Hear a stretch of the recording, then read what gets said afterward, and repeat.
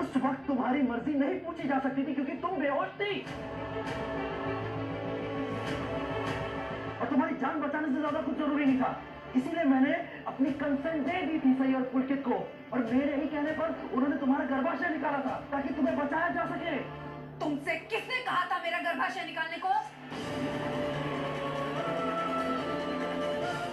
किसने कहा था कि मेरी जान बचाने का सिर्फ यही एक तरीका है? हाँ? बोलो विराट, किसने कहा था तुम्हें?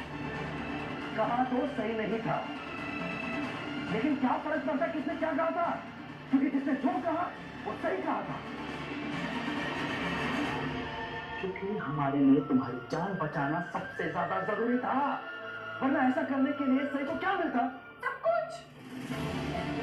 सब कुछ मिलता है उसे। सही को वो सब कुछ मिलता है जो उसे चाहिए था विराट। आज तक सब में कितने बदलाव हुए?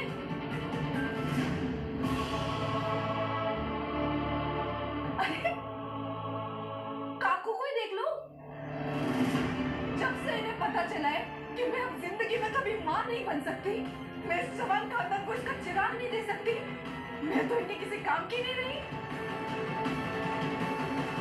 जिस सही को ये नागपुर में आने ही नहीं देना चाहती थी, आज उसी सही को सिर्फ इस घर के अंदर नहीं लेकर आई है, बल्कि तुम्हारी जिंदगी में भी लाने की कोशिश कर रही है, तुम्हारे करीब लाने की कोशिश कर रही है, ताकि अभी भी जिंदा है। मैं जिंदा हूँ विराट।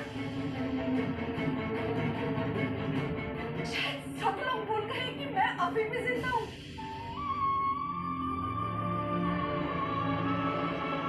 अब तुम्हें बताओ ये सब क्यों हुआ है? क्या सही ये सब नहीं चाहती थी? नहीं, सही ऐसा कुछ भी नहीं चाहती थी।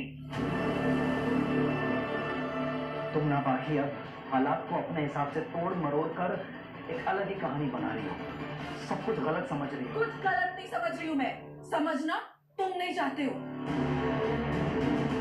सब कुछ तुम्हारी आंखों के सामने है और तुम सच से जितना भी चाहे नजरें खुना फिर लो विराट, ये सच बदलने नहीं वाला, बल्कि अब जाके मुझे सब बाकी कहेगी।